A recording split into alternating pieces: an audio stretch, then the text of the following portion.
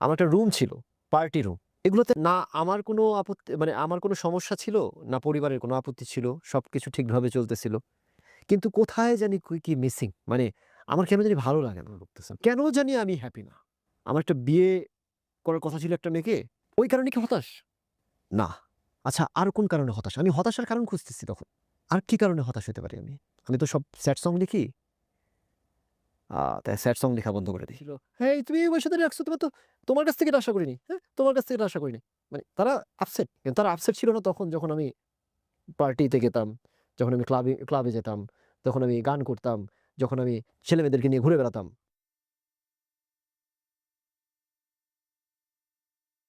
আসসালামু আলাইকুম প্রিয় দর্শক এবং শ্রোতা। আল্লাহ সর্বাবস্থায় আমাদের সবার মঙ্গল করুন সেই দোয়া এবং শুভকামনা জানিয়ে শুরু করছি জীবন গল্পে লাইফে আরো একটি এপিসোড এবং আল্লাহ চাইতো এই এপিসোডের মধ্য দিয়ে একটা নতুন সূচনা হতে পারে।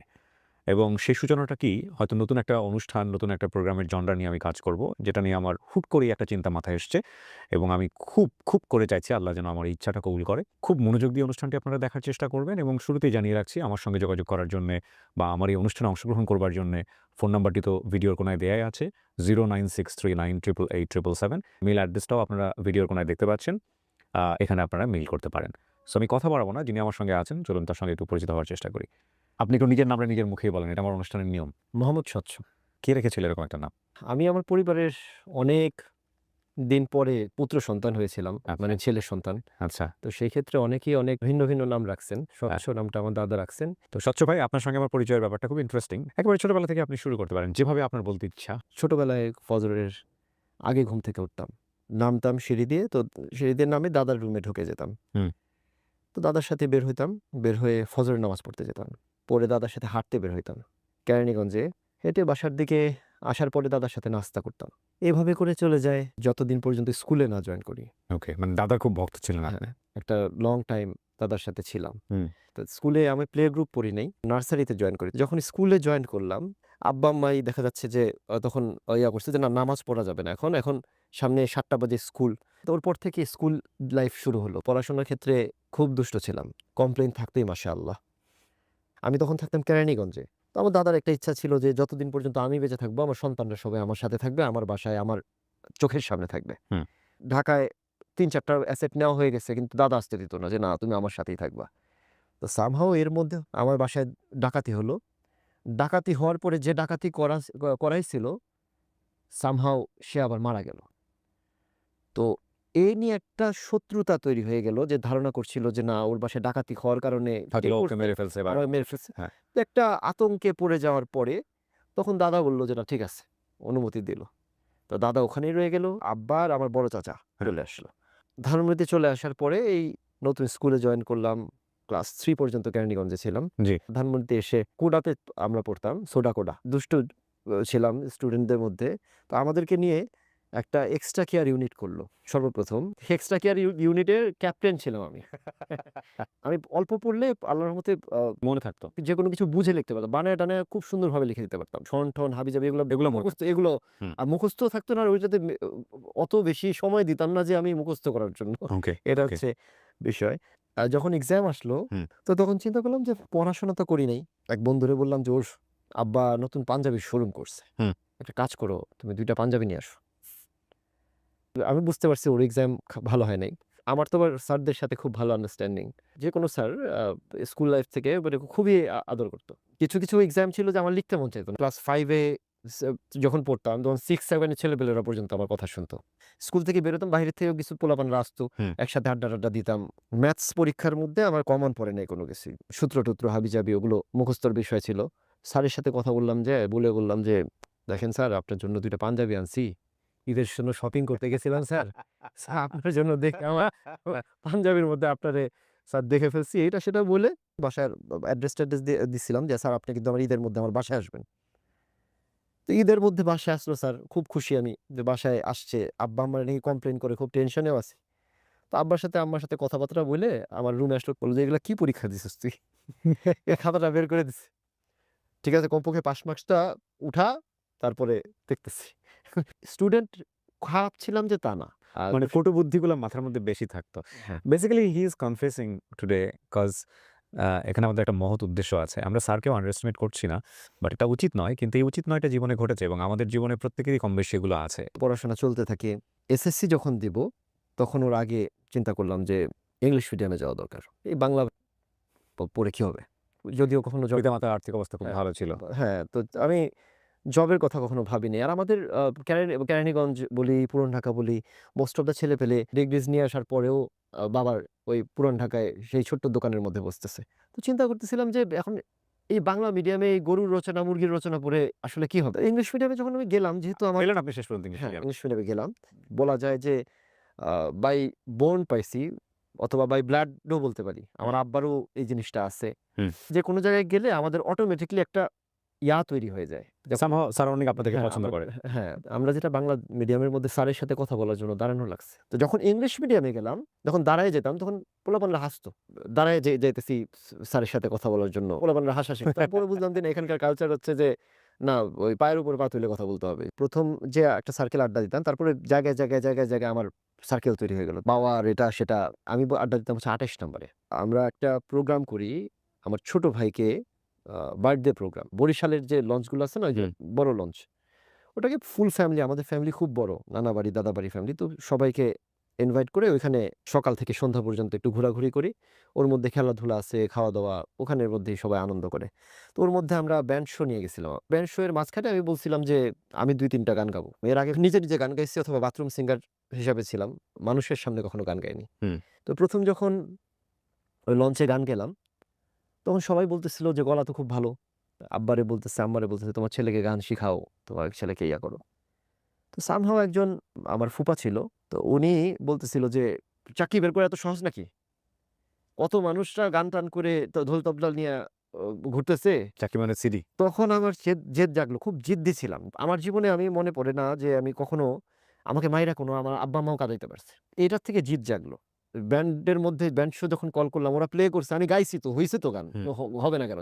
যে এক ছেলে ছিল ওই গান-টান করতো। ওর দুলাভাইয়ের ফ্রেন্ড গান করতো। আমি বললাম যে না, আমি তোমাকে নিয়ে চলো, আমি গান গাবো। তখন আব্বা খুব রেস্ট্রিক্টেড, যেহেতু দুষ্ট ছিলাম, তো টাকা পয়সা খুব হিসাব করে দিত। যে কোনোভাবেই যেন আবার ছেলে নষ্ট না হয়ে যায়। আপনি তখন কিসে পড়ছেন? ইন্টারমিডিয়েট? না, তখন তো কেবলমাত্র ওই যে ও-লেভেলসে ঢুকছি আর পড়ছি। ওকে, এসএসসিও কমপ্লিট হয়নি ওই সময়। না। তো ও লেভেল মানে এসএসসি কমপ্লিট হ্যাঁ, হয়নি। এসএসসি ওকে, কমপ্লিট হয়নি। তারপর? আমি অনেকদিন যাবৎ এই ও-লেভেলস করছি, ফাঁকি দিতাম। ও, তো আপনার টাইম লাগছে অনেক। তখন গেলাম দুলাভাইয়ের কাছে। উনি গান-টান গায়। এক স্টুডিওতে নিয়ে গেল। গান গাইতে গেলাম, তো দেখতেছি গান ব্যান্ডের সাথে তো হইছে, এখানে তারপরে পুরোপুরি মিলতেছে না। মানে স্কেলের ব্যাপার আছে। তখন ওইটা বুঝি না। হুম। আমি তো নতুন এমনিতেই। হুম। আর ওর স্কেলে গান গাওয়াটা তো আমার জন্য ডিফিকাল্ট হয়ে গেছে। হুম। তো তারপরেও সামহাউ ওই যে কম্পোজার ছিল, সে বলতেছে একটু ব্র্যান্ডি খেয়ে নাও, তাহলে আমি তো ফিল চলে আসবে। হ্যাঁ, আমার জীবনে কখনো আমি ওই করতাম না। তো ওদের জন্য একটা বানায় দিলাম। আমার গানটা যেন ভালো হয়। গানটা করা হলো, পরে বাসায় শুনাইলাম। গানটা খুব ভালো হইছে। আর নিজের ছেলের গান, নিজের ভাইয়ের গান। খুব আহামরি যে হইছে তখন তা না। তবে গান যে সিডিতে শুনছে, মানে এটাতে একটা ফ্যামিলির মধ্যে চাকরিতে গান নিয়ে আসছেন হ্যাঁ, আপনি শেষ এটা একটা অনেক একটা বড় ব্যাপার। গান করব, ব্যান্ড-ট্যান্ড জোটানো শুরু করলাম। কতগুলো ব্যান্ডের ছেলেপেলে নিয়ে আসছিলাম। গানের মধ্যে পিয়ার্স করা, ওই আইব্রোতে পিয়ার্স করা। হুম। তো ওইগুলো দেখে আব্বা বলতেছে যে, "কই থেকে লিয়াইছে? বাবা তুই এক কাজ কর, একা গান করুন যায় না?" আমি বললাম যে, "হ্যাঁ, করা যায়।" তখন থেকে আমার একটা যে অভ্যাস ছিল আমার গান লিখা। আমি আগে থেকে গান নিজে লিখি, নিজে সুর করি, নিজে গান গাই। এগুলো সব নিজে নিজেই হতো সব আপনার? নিজে। আমি কখনো গান শিখি নাই। কিন্তু আমি নিজে সুর করতে পারতাম। হুম। নিজে গান লিখতে পারতাম। মোস্ট অফ দ্যা গান আমি গান সুর এবং লেখা একসাথে হইছে। আমি গান লিখতাম না, এভাবে লিখতাম না। আমি রেকর্ড করতাম। বিয়ের আগ পর্যন্ত, হুম। ঘুমানোর আগ পর্যন্ত অথবা ঘুমের সময়ও আমার সাথে কোনো একজন লোক থাকতো। মানে ফ্রেন্ড সার্কেলের? ফ্রেন্ড সার্কেল অথবা ওই যে Music related? যে আমাদের ভাড়াটিয়া আছে উপরে। হুম। তো দেখা যাচ্ছে যে ওই আমি গান বলতাম যে, "এই একটা জিনিস আসছে, এই লিখো তো।" আমি লিখতাম না। স্কুল লাইফেও আমি এমন সময় গেছে, মুখস্থ করে আসছি, সবকিছু দেখতেছি কোয়েশ্চেন, আমি পাশের জনের খাতা নিয়ে নিছি। আমার খাতাটা ওরে দিয়ে দিছি। ওরে ও তো কিচ্ছু পারে না। তো আমি ওরে বলছি, ও লিখছে আগে আমারটা। তারপর আবার আমার খাতা চেঞ্জ করে ওরে দিয়ে দিছি, তারপর ওরটা লিখছে। মানে লিখতে এত অনীহা? আমার কাছে লিখতে ভাল লাগতো না। এই ধরো তো আমরা তখন একসাথে খুব আমরা চা খেতে চলে যেতাম মোহনপেকে। হুম। মোস্ট অফ দ্যা রাত্রে দেখা যাচ্ছে ঘুম আসতাম আইসা ৩টা-৪টার দিকে, কিন্তু খুব অজু-টজু করে তারপরে গাড়ি নিয়ে বের হইতাম। হুম। যাতে করে যদি মরি, তাহলে যেন অজুরত অবস্থায় পবিত্র অবস্থায় মরতে পারি। গাড়ির স্পিড খুব কমই ১০০ র নিচে নামতো। ও মানে ও। বেরোয় এর মধ্যেই আরকি যে গান-টান এই যে রাত্রে মানে একটা জিনিস বুঝতে পারছেন যে সম্পূর্ণ উচ্ছৃঙ্খল জীবন যেটাকে বলে। যে রাতের বেলা গাড়ি ড্রাইভ করছে 100 এর উপরে। 120, 30 ওটা কোনো ব্যাপার না। আমরা 100 এর উপরে নিচে স্পিড খুব কমই নামতো। বিজয় সরণি দিয়ে এই উফ! ইয়েতে গুলশান, গুলশানের ওই যে ডেড এন্ড গুলশানের দিক দিয়ে হয় অনেক সময়। এর মাঝখানে আমাদের অ্যাক্সিডেন্ট সময় হ্যাঁ, আমার বন্ধুর তো একজন পা চলে গেল অ্যাক্সিডেন্ট হয়ে। সো এরকম একটা জীবন সেখানে আপনার ধরেন মিউজিক আছে প্লাস এইগুলা লেখাপড়ার দিকে কোনো আগ্রহ নাই। হ্যাঁ? সো এইরকম একটা জীবন। এগুলো একটু খেয়াল করবেন, নোটিস করবেন। তারপর? গান-টান করলাম, গান-টান অ্যালবাম রিলিজ করলাম। ১ম অ্যালবাম রিলিজ হলো হ্যাঁ, আপনার? ফার্স্ট অ্যালবাম রিলিজ হলো। কত সালে এটা? 6-7 এর দিকে গাওয়া কমপ্লিট করছি। হুম। আর রিলিজ দিছি 2009 এ। কি নাম ছিল অ্যালবামের? রাত। রাত। রাত। ওকে। এই অ্যালবামের গানগুলো অনেক কয়েকটা গান আমার যেগুলো আমি নিজে লিখছি সেটা তো আমার সাথে যায়। অনেক কয়েকটা গান আমার কিনে নিছি। অ্যালবাম রিলিজ করার পরে যে রাত্রেবেলা বের হয়ে নিজেরাই বলতাম, "এই পোস্টার ওইদিকে লাগাও, ওইদিকে লাগাও, ওইদিকে" মানে একবার অ্যালবামের। কি এক কোন সাইনবোর্ড কোন ব্যানারের মধ্যে রাত্রেবেলা বিলবোর্ড পুরাটা চঙ্গ দিয়ে উঠাইয়া হুম। পুরা বিলবোর্ড আমার পোস্টার লাগায় দিয়ে আসছে। পরের দিন ফোন গেছে ফাইভ মিউজিকের কাছে। ফাইভ মিউজিক থেকে মনির ভাই ফোন করছে। ফাইভ মিউজিকের মালিক যে, "সচ্ছ তুমি এই কোনো পোস্টার-টোস্টার লাগাইছো নাকি? বিলবোর্ডের মধ্যে পুরা কভার করে দিছো নাকি?" ১ম অ্যালবাম রিলিজ হওয়ার পরে এমন কোনো পত্রিকাতে নাই যেটাতে কভারেজ না পাইছি এবং সব বড়ভাবে প্রত্যেকটাতে কালার কভারেজ পাইছি, কালার প্রিন্টে। লঞ্চ করছিলাম হচ্ছে ওই হোটেল শেরাটনের ইয়াতে মোটামুটি ওই যে মমতাজকে কল করছিলাম। কেরামত আলী তখন হুম। ছিল বিটিভির ইয়ার দায়িত্বে ছিল আরকি। হুম, হুম। তো উনাকে কল করছিলাম। অ্যাডভোকেট কামরুল ইসলাম ওই আইনমন্ত্রী ছিল হুম। সাবেক। উনাকে বিদ্যুৎ মন্ত্রী শাহীন আমাদের উপজেলা চেয়ারম্যান কেরানীগঞ্জের কল করে একসাথে ওই প্রোগ্রাম খুব ভালোভাবে লঞ্চ করছিলাম। প্রত্যেকটা টিভি চ্যানেলও ইয়াতে গেছে। ওই ATN Bangla, channel I. Prime মিউজিকের ব্যানারে হ্যাঁ, আসছে আর আমার ফ্যামিলি থেকে এই লাইফটাও পছন্দও করত, খুব সাপোর্টও পাইছি। এই মিউজিক লাইফটা। মিউজিক লাইফ অথবা ফ্যান্টাসি লাইফ যেটাই বলি। ইয়ো, ইয়ো। ফার্স্ট অ্যালবাম রিলিজ করলাম। নেক্সট অ্যালবাম যেটা মানে আমি আস্তে কাজ শুরু করলাম। এর মাঝখানে সলো কিছু গান ছিল যেটা যেমন বিশ্বকাপে গান করছিলাম। হুম। তারপর গান করে ইন্টারনেটে ছেড়ে দিছি। এরকম কিছু গান ট্র্যাক ছিল। বাট ৩ বছর সময় নিছে আমি একটা অ্যালবাম করতে। ১ম টা না নিজের দ্বিতীয়টা? দ্বিতীয়টা। ওকে। মিউজিক ইন্ডাস্ট্রিতে আমি ওই প্লেব্যাক করার জন্য আসি নাই। অথবা আমার কোন জায়গার মধ্যে যাই স্টেজ শো করে আমি টাকা কামাবো এটারও করার দরকার জন্য নেই। আসি নাই। আমার শ্রোতা দরকার। নেম অ্যান্ড ফেম দরকার। সেইজন্য আমি চিন্তা করলাম যে যত ফিমেল আর্টিস্ট আছে বাংলাদেশে যত পপুলার তখন সবাইকে আমি আমার ২ টা করে গান গাওয়াবো আমার সাথে। ন্যান্সি ছিল 2010 অথবা 10 এর পরে 11 আসে নাই। ওই টাইমের দিকে। আর কে, কে তারপরে ছিল? পড়শি ছিল, ওকে। রাইসা পপি ছিল। এই ৩ জনকে নিয়ে ২ টা করে ট্র্যাক আর বাকি ৪ টা ট্র্যাক হচ্ছে সলো। সোলো। এইভাবে করে সেকেন্ড অ্যালবাম পুরাপুরি রেডি। আপনার ও লেভেল কমপ্লিট করা হলো তখন? না। হ্যাঁ, ও লেভেল কমপ্লিট করা হইছে, এ লেভেল করা হইছে। তো অ্যালবাম রিলিজ দেওয়ার মাঝেই যেটা হলো সেটা হচ্ছে যে জি সিরিজকেও অ্যালবাম দিয়েছিলাম, ফাইভ মিউজিকেও অ্যালবাম দিয়েছিলাম।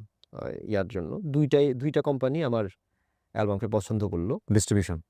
হ্যাঁ, তো শেষ পর্যন্ত সিডি চয়েসকেও দিছিলাম। কোম্পানি ওনারদের ভিতরে একটা ঝামেলা হয়ে যায়। হুম। এই কারণে অ্যালবামটা রিলিজ হইতে ডিলে হচ্ছিল। লাস্টে রিলিজ করার আগেই বন্ধ করে দিছি। এই সব দুষ্টামি অথবা সব এলোমেলো জীবনের মাঝে হুম। যখন আজান হইতো, গান চলতেছে, গান বন্ধ। টুপি পরে কখনো সিগারেট খাওয়া হইতো না। ওই যে গাড়ি নিয়ে যখন বের হইতাম হুম। রাত্রেবেলা, তখন অজু করে বের হইতাম যে যদি মরি তাহলে যেন পবিত্র অবস্থায় মরতে পারি। আল্লাহ যেন ঈমানের সাথে মৃত্যু দেয়। কোনো একটা পার্টিতে যাবো, ২ রাকাত নফল নামাজ পড়ে নিচ্ছি। কোনো একটা কিছু লাগবে, ফরজ নামাজের খবর নাই। রাত্রেবেলা উঠে গেছি, উঠে গোসল-টোসল করে নামাজ পড়ে তাহাজ্জুদ পড়তেছে। তাহাজ্জুদ পড়ে ২ রাকাত নামাজ পড়ে নিচ্ছি। যে আল্লাহ আমার এটা লাগবে। এটা কোত্থেকে হইছে অথবা এই ভিতরে এই জিনিসটা আমাকে কে দিছে আমি জানি না। আমার আব্বা এসে জিজ্ঞেস করলো একদিন যে, "তোমার কোনো মেয়ে পছন্দ আছে কিনা?" যে কোনো কারণবশত আমি প্রেমের বিয়াকে খুব ভয় করতাম। বন্ধু-বান্ধবী থাকতে পারে। তোমার যদি থাকে পছন্দ, তোমার যদি মনে ভালো লেগে থাকে, হুম। তুমি আমাকে জানাও। না হলে আমি কিন্তু মেয়ে পছন্দ করতেছি, আমি পছন্দ করব। তো আব্বার এই সিদ্ধান্ত তো আমি বললাম যে, "আমি কোনোভাবেই প্রিপেয়ার্ড না। এই লাইফ থেকে আমি এখন বিয়ে-টিয়ে কোত্থেকে কি বলে আমার তো হুম। মাথা পুরা ঘুরে গেছে।" তো পরে ফাইনালি অনেক করে যখন বলতেছে, আমি বললাম যে, "ঠিক আছে তাইলে একটা মেয়ে দেখতে পারো।" তখন কিন্তু আমার এই মেয়ের সাথে কথাবার্তা হয় না। তো নাম্বার নিল, নাম্বার নিয়ে আব্বাই যোগাযোগ করলো, কথাবার্তা বলল, বিয়ে-শাদিও ঠিক করে ফেললো।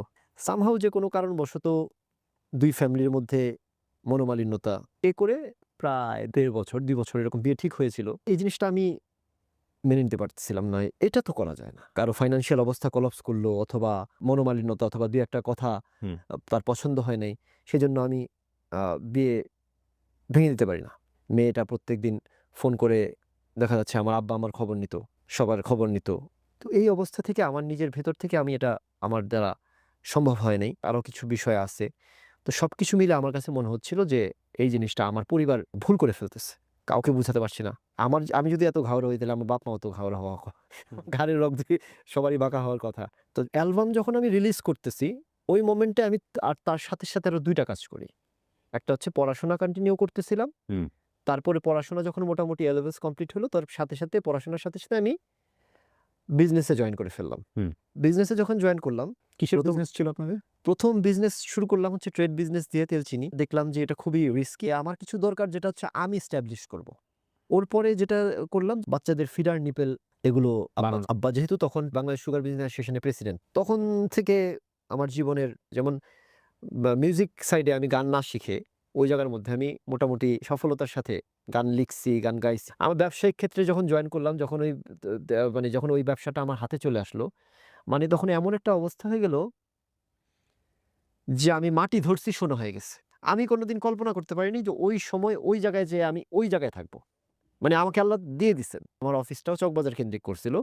আমি যেখানে নতুন হওয়ার কথা ছিল, আমার বুঝতে সময় লাগার কথা ছিল, ওই জায়গার মধ্যে অল্প সময়েই দেখা যাচ্ছে চারদিক থেকে যখন পরিপূর্ণতা পাওয়া শুরু হলো, গান-বাজনা চলতেছে, ব্যবসা-বাণিজ্য ভালো হইতেছে। পারিবারিক ক্ষেত্রে, সামাজিক ক্ষেত্রে একটা সাপ্তাহিক অন্বেষণ নামে একটা পত্রিকা করছিলাম। পরবর্তীতে বিক্রি করে দিছি। লিগ্যাল সাংবাদিকতার সাথে হ্যাঁ। হুম। সব দিক তো থেকে ভালো হ্যাঁ, হয়েছিল। তো সেই ক্ষেত্রে চতুর্মুখী এমনভাবে পরিবেশটা তৈরি করে নিছিলাম যে রাজনৈতিক ক্ষেত্রে বলি, সামাজিক ক্ষেত্রে বলি, আ পারিবারিক ক্ষেত্রে বলি, ব্যবসায়িক ক্ষেত্রে বলি, মিডিয়ার ক্ষেত্রে বলি, যখন যেটা দরকার আমার রেডি। আমার একটা রুম ছিল, পার্টি রুম। এগুলোতে না আমার কোনো আপত্তি মানে আমার কোনো সমস্যা ছিল, না পরিবারের কোনো আপত্তি ছিল। সবকিছু ঠিকভাবে চলতেছিল। কিন্তু কোথায় জানি কি মিসিং। মানে আমার কেন জানি ভালো লাগে না। এই দুনিয়াতে তো হেভেন পাওয়া সম্ভব না। মানুষ চায় কি? অর্থ, টাকা-পয়সা, নিজের এস্টাবলিশমেন্ট সবই আপনার ছিল। সব ক্ষেত্রে আল্লাহ তাআলা পরিপূর্ণ রেখেছে। ওই যখন পরিপূর্ণ ছিল, ওই মুহূর্তটা আমি অনেক বেশি হতাশ হয়ে গেলাম এটা কি ন্যাচারালি হচ্ছিল হতাশটা? ন্যাচারালি। মানে এক ধরনের ফ্রাস্ট্রেশন এ ভুগতেছেন। কেন জানি আমি হ্যাপি না। আমার একটা বিয়ে করার কথা ছিল একটা মেয়েকে, ওর সাথে বিয়ে করা হয় নাই। তো ওই সময় আরকি। আলহামদুলিল্লাহ সে এখন আমার হুম। ওয়াইফ। ওই কারণে কি হতাশ? না। আচ্ছা আর কোন কারণে হতাশ? আমি হতাশার কারণ খুঁজতেছি তখন। আর কি কারণে হতাশ হতে পারি আমি? আমি তো সব স্যাড সং লিখি। তাই স্যাড সং লেখা বন্ধ করে দেই। স্যাড সং লেখা বন্ধ করে দিলাম কিন্তু হচ্ছে না। ঠিক আছে গান লেখা বন্ধ করে দেই, গান শোনা বন্ধ করে দেই। খালি গান গাবো। লিরিক কিনবো, সুর কিনবো, কিনে সুরে গাবো। তখন ফুল বিজি লাইফ। এরকম করতে রমজান চলে আসলো সামনে। আমার বাসায় তারাবি অ্যারেঞ্জ করা হইতো। মানে আমার ড্রয়িং রুমের ভেতরেই আমার চাচারা, কাজিনসরা সবাই মিলে একসাথে তারাবি পড়তাম। ওই তারাবি কয়েকদিন পড়ার পরে আমার ছোট ভাইটা খুব আমার কথা খুব শুনতো। আমাকে খুব শ্রদ্ধা করত। তো এই ২ দিন ৩ দিন আমরা নামাজ পড়লাম একসাথে। আল্লাহু আল্লাহু একটা নাশিদ আছে। তো এই নাশিদটা আমরা ২ ভাই একদিন এইরকম রাতের বেলা নামাজ পড়ার পরে শুনলাম। আমি জাস্ট আল্লাহর ৯৯ টা নামের মধ্যে যে কয়টা মনে থাকতো, ওগুলা হচ্ছে ওই রিলিকের মধ্যে ঢুকাই দিতাম। হুম, হুম। আর হচ্ছে আল্লাহু আল্লাহু পার্টটা ঠিক রাখতাম। আচ্ছা, আচ্ছা। এইভাবে করে মানে আর যিকির তো আল্লাহর কেন্দ্রিক হবে। তখন থেকে আল্লাহু ইয়া আল্লাহ এই তাসবিহ করতাম। আর নামাজে দাঁড়াইতাম যখন সিজদায় যেতাম, আস্তে সিজদার টাইমও বাড়ছে নামাজে মানে একটা আনন্দ পাওয়া শুরু করলাম। এর মধ্য দিয়ে যেটা হলো রাত্রে বেলা নামাজ পড়তাম। হুজুরকে জিজ্ঞেস করলাম যে, "হুজুর আমার তো অশান্তি লাগতেছে। কি করব হুজুর? এই আমার তো সবই ঠিক আছে লাইফ।" হুজুর বলল যে, "যাকে আল্লাহ বেশি ভালোবাসে তাকে আল্লাহর পথে ডাকে। আপনি আল্লাহর দিকে আসার চেষ্টা করেন। দেখেন আশা করি আপনার ভালো লাগবে। আপনি বেশি ইস্তেগফার করবেন। আস্তাগফিরুল্লাহ। আস্তাগফিরুল্লাহ। দ্বিতীয়ত বেশি করে দুরূদ শরীফ পড়বেন সাল্লাল্লাহু আলাইহি ওয়াসাল্লাম। এবং এই নিয়তে যে রাসূল সাল্লাল্লাহু আলাইহি ওয়াসাল্লামের উপর যেন আল্লাহ তাআলা শান্তি বর্ষিত করে। দুরূদ শরীফ হচ্ছে একটা দোয়া। জি। আমি চিন্তা করলাম যে উনি বলছে ১০০০ বার ইস্তেগফার করতে, হুম। ১০০০ বার দুরূদ শরীফ পড়তে। হুম। আর তার সাথে আমি ১০০০ বার চিন্তা করছি লা ইলাহা ইল্লাল্লাহ। হুম। স্টিলের তাসবিহগুলা যেগুলা ছিল সারাক্ষণ ওগুলা করতে দেখা যায় সারাদিন চলে যেত। হুম। এবং অফিসের কাজের ফাঁকে ইয়া করতাম। এটা আবার দেখা যাচ্ছে যে পারিবারিকভাবে বাধার সম্মুখীন হচ্ছি যে কেন অফিসে আবার তাসবিহ। এইসব জিনিসগুলো নিয়েও একটু মনোমালিন্যতা হইছে। তাসবিহ করে যদি কাজ হয় তাহলে সমস্যা কোথায়? ডে বাই ডে আস্তে আল্লাহমুখিতা আরো আল্লাহ তাআলা বাড়ায় নেন। হঠাৎ করে বাংলা কোরআনটা অ্যাপস আসে। ওটা অ্যাপসটা আমি ডাউনলোড করি। ডাউনলোড করার পরে ওখানে দেখতে পাই যে আব্দুল হাদির রিসাইটেশন ছিল, তার সাথে বাংলা অনুবাদ। তো আমি প্রথম 10 মিনিট সূরা ফাতিহা শোনার পরে সূরা বাকারা যখন শুনতেছি তখন বলতেছি যে এটা তো সব দুনিয়ার 10 মিনিটের ভিতরে সব বলে দিচ্ছেন আল্লাহ। মানে এটা আবার কি আজীব জিনিস। আমার একটা এমন অদ্ভুত ভালো লাগা কাজ করলো, মানে টাং ক্যানট এক্সপ্লেইন। সুবহানাল্লাহ। তো এইটার পরে আমি কোরআনের ভালোবাসায় পড়ে গেলাম। কত সালের দিকে এই ঘটনাটা ঘটছে? সাল বলতে পারবেন? 12 12 র দিকে মানে প্রায় 10 থেকে 11 বছর আগে। 12-13 দিকে হবে। হুম। এর আগে 11 সালে আমি হজ করছি মাঝখানে। হজের সময়টা তো আপনি এভাবে ফুল ডাইভার্ট। না। হাজের মধ্যে ১ম যাওয়ার পরে ওখানে আমি তো রেড বুল নিয়ে গেছি যে হজে যদি ক্লান্ত হয়ে যাই রেড বুল মারবো আর তওয়াফ করব। মানে মানে ওই ইয়াং টেন্ডেন্সি। হ্যাঁ, যে রেড বুল দিব আর তওয়াফ করব। এর থেকে বেশি কিছু নিয়ে গেলে তো পরে আবার সমস্যা, এটা তো নেশার মধ্যে চলে যাবে। হুম। মক্কাতেও রেড বুল পাওয়া যায়। নজরুল ভাই নামে একজন ভাই, তার সাথে একটু ঘনিষ্ঠতা হয়ে গেল। সে সবসময় আমার সাথে থাকতো। ১ম মক্কাতে যেয়ে স্টে করলাম। আল্লাহ মাফ করুক। তেমন একটা ইয়া ছিল না যে হ্যাঁ, হাজে আসছি, সবাই হাজে আসে তাই হাজে আসছি। মক্কা থেকে যখন মাদিনাতে যাব, তখন মোয়াল্লেম সাহেব নিজে মাওলানা ছিল। তো সে বায়ান করতেছিল যে যখন এখানে আল্লাহর ওলিরা ঘুরতে আসতো, তখন তারা জুতা খুলে ফেলতো। খুলে বগলে নিয়ে নিত। নিয়ে তারপরে এখানে চলতো যে কোন জায়গায় রাসূল সাল্লাল্লাহু আলাইহি ওয়াসাল্লামের মোবারক পা পড়ছে আর কোন জায়গায় আমি সেখানে পা দিয়ে বেয়াদবি করে ফেলবো। আদব সেটা ডিফারেন্ট জিনিস। এই জিনিসটা যে আমার ভিতরে যে একটা করলো, অন্তরের যে সফটনেস আর পিউরিটি, হুম। এটা আমাকে ক্যাচ করছে। হ্যাঁ, ঠিক তো। তো উনারা যদি পা হাত দিতে না পারে জুতা দিয়ে, আমি এই সময়ে এখানে একটা বেয়াদবি করে ফেলবো, আমি একটা সিগারেট ধরাইতে পারি এখানে? এটা কিভাবে সম্ভব? কোত্থেকে এই ভালোবাসা আসে? আল্লাহ বললাম না যে ডিভাইন জিনিস এটা। কোনো এক্সপ্লেইন করার মতো এটা না। এটা এটা কোনোদিন কেউ এক্সপ্লেইন করে বুঝাতে পারবে না। মানে কেউ বুঝাতে পারবে না। কোত্থেকে আসলো এটা? মানে আমি একজন লোক যে ২ দিন আগ পর্যন্ত হজের আগেও যে বিন্দাস ভাবে মজা-টজা করে আসছি, চলছি ফিরছি, ঘুরছি ফিরছি, খাইছি-দাইছি, সবই করছি। তখন তো আমি তাসবিহও শুরু করি নাই। আমি একদম নন প্র্যাকটিসিং। আরাফার ময়দানে দেখি সবাই জোর করে কান্না করে, চোখ টিপ করে। আমি তো তখন হাদিসে জানতাম না যে কান্না না আসলে কান্নার ভান করো, এটা হাদিস আছে। হুম। আমার হাসি পাইতেছিল। কান্না না আসলে কেন মানে কাঁদতে হবে? কান্না না আসলে এরা কেন কাঁদে? মানে এরা ভান করে, আল্লাহর সাথে অ্যাক্টিং করে। আল্লাহ দেখে না, আল্লাহ বুঝে না মনে করে এরা। ভিতরে কোয়েশ্চেন জাগতেছে, আমার হাসি পাইতেছে এদেরকে দেখে যে, আল্লাহর সাথে তোরা অ্যাক্টিং করস। আল্লাহ তুমি যদি অন্তর থেকে আমাকে কান্না দাও, কান্না ভালো আরাফার ময়দানে তোমাকে ভালোবেসে কাঁদতে পারলে ভালো। তবে তুমি যদি অন্তর থেকে আমাকে কান্না দাও তাহলে কান্দুম নাইলে এরকম আর্টিফিশিয়াল কান্নার মধ্যে আমি নাই। হুট করে উনাদের কান্না শেষ। আরাফাতি ভাইরা একসাথে হাগ করে সবাই। একজন আরেকজনের সাথে হাগ করে। সবাইকে দেইখা আমার কাছে মনে হচ্ছে সবাই সবার সাথে হাগ করতেছে। আমি যদি রাসূলুল্লাহ সাল্লাল্লাহু আলাইহি ওয়াসাল্লামের সাথে বুকের সাথে বুকটা মিলাইতে পারতাম। এই চিন্তা করে বিশ্বাস করবেন আমার, মানে আমি কোত্থেকে যে আমার কান্না বের হইছে আমি বলতাম যে আমি কিন্তু কাঁদতে পারতাম না ছোটবেলা থেকে। কোত্থেকে ওর ওই সময় কান্না আসলো আমার আরাফার ময়দানে, আমি নিজে বলতে পারব না। আমি কাঁদতে মানে আমার লজ্জা পাচ্ছে। আমি যে মানে মানুষ মানে এইভাবে করে যদি আমি হাওয়া করে কাঁদতেছি না, মানুষ দেখে ফেললে কি হবে? মানে আমি তো কান্না used to না। মানে মানুষের সামনে আমি কাঁদতেই পারি না মানুষের সামনে। মুখ লুকাইয়া আমি চলে গেলাম হচ্ছে যে ব্যাগ স্তূপ করে রাখে একটা মাঝখানে। ওখানে যাইয়া আমি মুখ লুকায়ে কাঁদতেছি। নজরুল ভাই নামে যে ভাইটা বললাম যে আমার সাথে থাকতো, উনি আইসা আমার বুকে জড়ায় নিল। মেক্সিমাম আমি যাই করছি না করছি কিন্তু মোয়াল্লেমের সাথেই হাজ যে করছি পুরাটা বলা যায় উনার হাত ধরে হজ করার মতো। আলহামদুলিল্লাহ হাজ থেকে আসলাম। ১ম ৩০-৪০ দিন তো খুব ফাইন মিউজিকে গেছি। ওখানে যাও বিছায় নামাজ পড়ে নিছি। এই হজ থেকে আসার পরেই আমার বরকত চলে আসলো। ব্যবসায়িক ক্ষেত্রে, আ সামাজিক ক্ষেত্রে, ইয়ার ক্ষেত্রে বিভিন্ন ক্ষেত্রে বরকত। আগুনের মধ্যে যেরকম ইব্রাহিম আলাইহিস সালামের জন্য চূড়ান্ত শান্তির অবস্থাটা আগুনের ভিতরেই ছিল।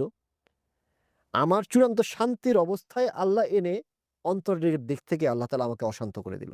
অশান্তির একটা মহাসমুদ্রের মধ্যে আমাকে ফেলে দিল আল্লাহ। আল্লাহ তাআলা যেটা কোরআনে বলছেন যে ওয়াল আসরি ইন্নাল ইনসানা লাফি খুসর। এই সূরাটা যখন আমি দেখছি, সূরা আসর। সূরা আসরের, যে এটার মধ্যে কি নাই বলেন?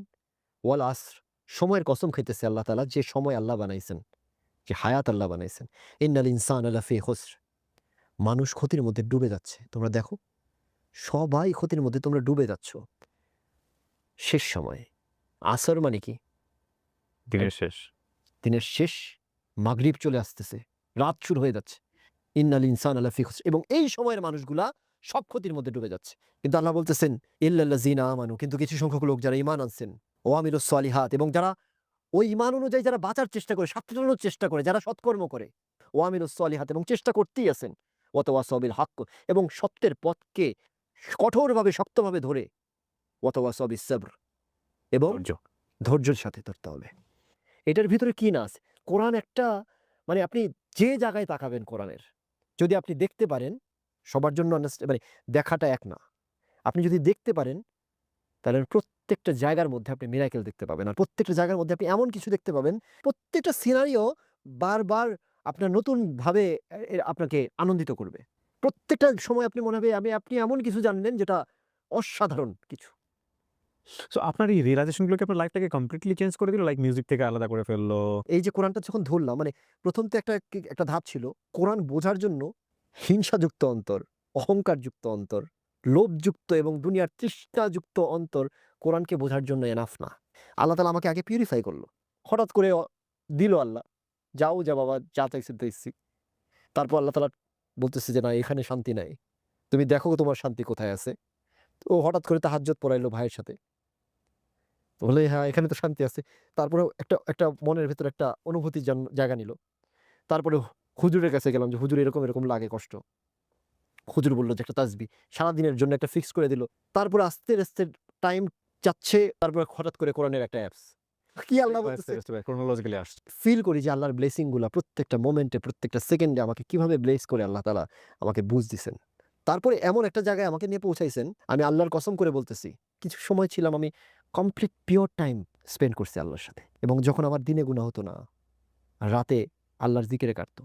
এমন কিছু সময় আমার গেছে। ওই সময়ের যে শান্তি, যে দুনিয়ার যদি আসমান জমিনের সকল রত্ন যদি আমাকে দিয়ে দেওয়া হইতো আমার কাছে কিচ্ছু লাগতো না। আর মাঝে মনে হয় যে হারাবোই না কেন? এই শান্তি যদি সবসময় পেতাম তাহলে তো দুনিয়ায় জান্নাত পেয়ে যেতাম। ওই মোমেন্টে এখানে একটা প্রশ্ন থাকে। প্রশ্নটা হচ্ছে যে কম বেশি আমরা সবাই চাই দিনের পথে চলতে। কিন্তু দিনের পথে চাইলেই তো আমরা অনেকে পারি না। কারণটা হচ্ছে ধরেন আপনার লাইফের সাথে আপনার স্ত্রীর লাইফ জড়িত। আপনার লাইফের সাথে আপনার ফ্রেন্ড সার্কেল জড়িত। আপনার লাইফের সঙ্গে আপনার সামাজিকতা জড়িত। আপনার পুরো ওঠা, বসা, চাল-চলন সমস্ত কিছু চেঞ্জ করে ফেলতে হয় যদি আপনি ফুললি রিলিজিয়াসলি আপনি হলো প্র্যাকটিশনার্স হতে চান। তখন বিষয়গুলো অনেক কঠিন হয়ে যায় না? যখন আমার ফ্যামিলিতে মানে দেখা যাচ্ছে রিলিজিয়াস আন্ডারস্ট্যান্ডিং একদম কম ছিল। পশ্চিমা কালচার যেগুলো ছিল একটু আমরা মডার্ন কালচার বলি অথবা মডার্ন সোসাইটি বলি এই সময়। ওরকম মানসিক আ অবস্থা নিয়ে চলা এরকম একটা ফ্যামিলির ইয়া ছিল। এবং আমি যখন দাঁড়িয়ে রাখলাম তখন আমার ফুপা বলতেছিল, "হেই তুমি এই বয়সে দাঁড়িয়ে রাখছো তোমার কাছ থেকে এটা আশা করিনি। হ্যাঁ? তোমার কাছ থেকে এটা আশা করিনি।" মানে তারা আপসেট। কিন্তু তারা আপসেট ছিল না তখন যখন আমি পার্টিতে যেতাম, যখন আমি ক্লাবে যেতাম, যখন আমি গান করতাম, যখন আমি ছেলেমেয়েদেরকে নিয়ে ঘুরে বেড়াতাম। এমন না যে বাবা জানে না। আমি যা দুষ্টামি করছি আমার জীবনে কোনো কিছুই লুকায়া করিনি। কিন্তু হ্যাঁ, বাবার সম্মানে বাবার সামনে করব না। বাবা দেখছে যে রুমের ভিতর ধোঁয়া আছে কিন্তু বাবার সামনে সিগারেট খাবো না। বাবার সামনে সিগারেট খাওয়া বেয়াদবি। যাই হোক তো যেটা বলতেছিলাম যে মানুষের সাথে সমস্যা হবে। ১ম তো পরিবারের বন্ধুদের সাথে। এর জন্য দরকার রাত্রে বেলার সেই দীর্ঘ সময়ের আমল। আপনি যত বেশি রাত্রে বেলা প্রস্তুত হবেন, তত বেশি দিনের বেলা আপনার উপরে বুলডোজার চালায়া গেলেও আপনার কাছে আপনি ফিলই করতে পারবেন না। পরে হবে যে এগুলো বাচ্চা লোকের কি করতেছে ওরা? মানে মনে হবে আপনার কাছে এগুলো যে ওরা মানে অবুঝ। অবুঝ শিশু। তো যখন আপনি রাত্রে বেলা আল্লাহর সাথে সম্পর্ক হয়ে যাবে, তখন দেখেন সিচুয়েশন কিভাবে হয়? আমার যখন যত জটিল সিচুয়েশন হইছে আমার চামড়াতে একটা স্কিন ডিজিজ হইছিল, কুষ্ঠরোগের মতো। এমন কোনো শরীরের কোনো পার্ট বাকি ছিল না। আমার এই চোখের পাতার উপরেও আপনার এই কুষ্ঠরোগ ছড়ায় পড়ল। আমার আব্বা-আম্মা দেখছে, আমারে ডাক্তারের জন্যও বলে নাই। আমার উপরে রাগ ছিল। তবলিগে চলে গেলাম। তারপরে আবার হচ্ছে ওই এই দাড়ি-টাড়ি রেখে আসছি। এটাতে তাদের একটা মন খারাপ ছিল আমার উপরে। তা এই কারণে সে এটাও জিজ্ঞেস করে যে, "বাবা ডাক্তার দেখাইছিস কিনা?" অথবা চতুর্মুখী আমি অসুস্থ হয়ে গেছিলাম। ওই সময়টা শারীরিকভাবে যথেষ্ট শক্তিশালী ছিলাম। এক্সট্রা এনার্জি ছিল। আমি ওই সময়ে যত সুখ পাইছি, আমার জীবনের এই পর্যন্ত যত সুখ পাইছি, তার ১০০ ভাগের ৯৯ ভাগ সুখ তখন পাইছি আমি। মোর দেন ৯৯ মানে এত সুখ পাইছি মানে আমার সুখ এবং অন্তরের প্রশান্তি যদি আমার কাছে মনে হয় যে আমার পরিবারের লোকগুলোর উপর যদি ছিটায় দিতে পারতাম তাহলে এরা মানে অল্প করে যদি ছিটায় দিতে পারতাম তাহলে এরা সব সুখী হয়ে যেত। মানে প্রশান্ত হয়ে যেত। এরা আর এরকম পাগলামি করত না। মানে তখন আমার এরকম মনে হইতো। সো আপনি actually you changed your life in a very religious way. Like আপনি মিউজিক ছেড়ে দিয়েছেন, পার্টির কথা বলতেছেন বা ওই যে রাফ ড্রাইভিং বলেন, এগুলো সমস্ত কিছু বাদ দিয়ে কমপ্লিটলি একটা প্র্যাকটিসিং লাইফ করার চেষ্টা চেষ্টা করছেন। করছি। এখনো চেষ্টা এবং এইটাই হচ্ছে মিশন আমাদের। এই দুনিয়াতে পরীক্ষার জায়গা। এখানে ১ম মনে রাখতে হবে আমাদেরকে ফাইন্যান্সিয়ালি আল্লাহ তাআলা টেস্ট নিবে। অসুস্থতা এবং সুস্থতা দিয়ে টেস্ট নিবে। সুখ শান্তি, অশান্তি এগুলো আসবেই আমাদের জীবনে। কিন্তু এর ভেতর দিয়ে আমাদের একটা জিনিস মনে রাখতে হবে এটা একটা প্রতিচ্ছবির দুনিয়া। এটা কোনো কিছুই কষ্ট পেতেছি এটা মনে করব না যে এটা কষ্ট। এটা কষ্টের একটা প্রতিচ্ছবি। আল্লাহ তাআলা কোরআনে বলছেন, তার মানে মিথ্যার কোনো জায়গা নাই। নাই। টেলিভিশনে লাস ভেগাস দেখলে এর মানে এই না যে আপনি লাস ভেগাসে চলে গেছেন। কিন্তু মজা লাগে, এই লাস ভেগাস দেখতে আচ্ছা এরকম ওইরকম, ও আচ্ছা হ্যাঁ ভালোই তো লাগতেছে। সিনেমা দেখলে আপনি নায়কের অ্যাকশন দেখে আপনি মজা পান। কেন, আপনি কি অ্যাকশন করতেছেন নাকি? না। প্রতিচ্ছবির মাধ্যমে মাঝে আপনি একটা মজা পান। তার মানে এটা রিয়েল না। একটু পরেই এটা শেষ হয়ে যাবে। কষ্টটাও ঠিক একই রকম। প্রতিচ্ছবির মাঝে কষ্ট। এটা কোনো সত্যিকার কষ্টই না। তো আপনি জাস্ট একটু ধৈর্য ধরেন, সিনেমা শেষ হয়ে যাবে সামনে। রিয়াল ভেগাসে অথবা রিয়াল আমস্টারডামে বলেন, রিয়াল সুইজারল্যান্ডে বলেন অথবা রিয়াল মক্কাতে রাসূলুল্লাহ সাল্লাল্লাহু আলাইহি সাল্লামের সিটিতে, মদিনাতে, যেখানেই বলেন আপনি রিয়ালটাতে যাচ্ছেন, রিয়াল লাইফে যাচ্ছেন। এটা হচ্ছে That is আর্টিফিশিয়াল লাইফ। এটা হচ্ছে একটা প্রতিচ্ছবির মাঝে একটা জীবন। ওই লাইফে সাকসেসফুল ওয়েতে যাওয়ার জন্য আপনি ৩ টা জিনিস করতে হবে। নাম্বার 1, আল্লাহ থেকে বেশি প্রায়োরিটি কাউকে দেওয়া যাবে না। Important, agreed. আমি বিশ্বাস করি যে আল্লাহ তাআলার কথা অনুযায়ী আমার চলা উচিত এবং কোনো লজিক এটার উপরে নাই যে সৃষ্টিকর্তা তার কথা অনুযায়ী তার সৃষ্টি চলবে। এটাই লজিক। আর ইসলাম কোনো অন্ধবিশ্বাসের নাম নয়। ইসলাম চোখ খুলে বিশ্বাস করার জিনিস। আমি তো যতই তাকাই ততই দেখি যে এর চেয়ে বড় সত্য আর কোথায় আছে। স্পষ্ট, ক্লিন একটা রিলিজিয়ন যেটার মধ্যে কোনো অন্ধত্বের কোনো জায়গা নেই। সারারাত তাহাজ্জুদ পড়ি আর কপালে যদি একটা কালো দাগ চলে আসে, তারপরে যদি আমরা এমন কিছুকে আমরা সমর্থন করি অথবা এমন কিছুকে আমরা ভালোবাসি যেটা আল্লাহ বিরোধী শক্তি, তাহলে মনে রাখবো যে পরকালে আমরা তাদের মধ্যেই গণ্য হব যারা আল্লাহ বিরোধী ছিল। তো ভালোবাসা ভেরি সেনসিটিভ ম্যাটার। আল্লাহও ভালোবাসাকে ভালোবাসেন। কারণ আল্লাহরকে ফোন দিতে হইলে আপনি অন্তর ছাড়া ফোন দিতে পারবেন না। অন্তর যাবে না। অন্তরের ইমোশন যেটা আছে সেটা আল্লাহর আরশে যায়া আল্লাহর সাথে কথা বলে আসবে। সুতরাং ভালোবাসার ক্ষেত্রে যথেষ্ট সাবধানতা অবলম্বন করা উচিত। নাম্বার 2 হচ্ছে এটা যেরকম সত্য সেভাবে করে স্পিরিচুয়ালিটিও ধরে রাখতে হবে। সুতরাং আল্লাহর সাথে কথা বলা কখনোই ছাড়বেন না। সেটা নামাজের ৫ ওয়াক্ত নামাজের মাঝে হোক, ৫ ওয়াক্ত নামাজটা হচ্ছে একটা অফিসিয়াল মিটিং অ্যাটেন্ড করার মতো। ইয়েস স্যার, আসছি স্যার। বাস ওকে, ফাইন, আলহামদুলিল্লাহ। কিন্তু কিছু প্রাইভেট মোমেন্ট আল্লাহকে দেওয়া উচিত। সেটা ৫ মিনিট হোক, ৪ মিনিট হোক, ৩ মিনিট হোক, ১০ মিনিট হোক। একা, যেটা আল্লাহ আর আপনি ছাড়া কেউ জানবে না। একটু সিজদায় চলে যান একা, একা। অজুও লাগে না সিজদায় যেতে। আপনার নামাজ পড়তে কষ্ট করে অজু করতে হয়। কিন্তু সিজদাতে যাওয়া খুবই সহজ। আল্লাহর কাছে সিজদায় চলে যান। যায়া, আল্লাহ আমার এই দরকার। একা, একা কথা বলা আল্লাহর কাছে। সিজদাতে যেতে পারতেছি না, বইসে শুয়ে আছি। একটু আল্লাহর কাছে হাত তুলে বলতে পারি অথবা হাত তোলা ছাড়াও বলতে পারি। দিনে কমপক্ষে ২, ৪, ৫, ১০ মিনিট যাই করুক কিন্তু এট লিস্ট কিছু একটা সময় দাও। প্রত্যেক দিন দাও, প্রত্যেক দিন দাও। আর চেষ্টা করো ঘুম থেকে ওঠার পরে আশহাদু আল্লা ইলাহা ইল্লাল্লাহ বলার। ঘুমানোর সময় আল্লাহর নাম নিয়ে ঘুমানোর। তো সেকেন্ড হচ্ছে আল্লাহর সাথে কথা বলা কখনো ছাড়া যাবে না। গোপন একা একটা পার্সোনাল সম্পর্ক আল্লাহর সাথে আপনার সাথে থাকতেই হবে। থার্ড পয়েন্ট হচ্ছে আমাদের ১ম শেয়ারটা যেন আল্লাহর সাথে হয়। সেটা আনন্দ হোক অথবা কষ্ট হোক। আমার একটা ফ্রেন্ড ছিল, সে বলতো আলহামদুলিল্লাহ। কিছুক্ষণ পরে আবার ২য় বার রিপিট করতো আলহামদুলিল্লাহ। তো আমি বললাম যে, বন্ধু ২য় বার রিপিট করার কারণ কি?" বলছে, "১ম বার আমি বলছি অভ্যাসগত স্বভাব। আর ২য় বার আমি অন্তর থেকে বলছি যে, হ্যাঁ, সত্যি আমি শুকরগুজার আলহামদুলিল্লাহ। হ্যাঁ, আল্লাহ তোমার প্রশংসা যে আমি সত্যি শুকরগুজার।" খুশির সময়, দুঃখের সময় আল্লাহর কাছে চাওয়ার আগে আপনি যেন অন্য কারো কাছে না চান। কারণ আপনি বলতেছেন ইয়াকা না'বুদু ওয়া ইয়াকা নাস্তাইন। প্রত্যেক নামাজের মধ্যে বলেন, "আল্লাহ তোমার কাছেই সাহায্য চাই।" সেকেন্ড স্টেপগুলো আপনি জাস্ট নরমালি অন্য কারো কাছে বললেন যে, "আচ্ছা ভাই এটা কি একটু দেখতে পারবেন?" নট লাইক এরকম যে, "ভাই দিয়ে দেন, দিয়ে দেন, দিয়ে দেন।" ফকিরের মতো বারংবার চাওয়া। ৩ বারের বেশি মানুষের কাছে চাওয়া উচিত না। একবার চাইতে পারেন, ২য় বার মনে করতে পারেন ও কি ভুলে গেল? ৩য় বার মনে করছেন আচ্ছা মনে হয় ভুলে গেছে। আর একটা জিনিস হচ্ছে বেয়াদবি রাখবেন না। কখনো যেন একটা বেয়াদবির কারণে আপনার লাইফ ডিস্ট্রয় হয়ে যেতে পারে। আল্লাহ এবং আল্লাহর দ্বীনের সাথে, আল্লাহর রাসূলের সাথে কখনো যেন বেয়াদবি না হয়। আজকে যারা শুনতেছেন তাদের জন্য এই পুরাটা ভুলে যান। কোনো সমস্যা নেই। আমার লাইফে কি হইছে, কি না হইছে আপনার পুরোটা ভুলে যান। কিন্তু এই এন্ড পয়েন্টটা আমার নিজের জন্য আল্লাহর কাছে দোয়া করি যেন আমাকে আল্লাহ তাআলা সবসময় মনে রাখায় এবং এর উপরে আমল করে আল্লাহ তাআলা আমাকে সৌভাগ্যবানদের মধ্যে অন্তর্ভুক্ত করে এবং যারা আপনারা শুনতেছেন তারা সবাই এই লাস্ট পার্ট যেগুলো বললাম আমরা ৩ টা পয়েন্ট, এই ৩ টা পয়েন্ট আমাদের জীবন দশায় যেন আমরা না ভুলি কখনো ইনশাআল্লাহ।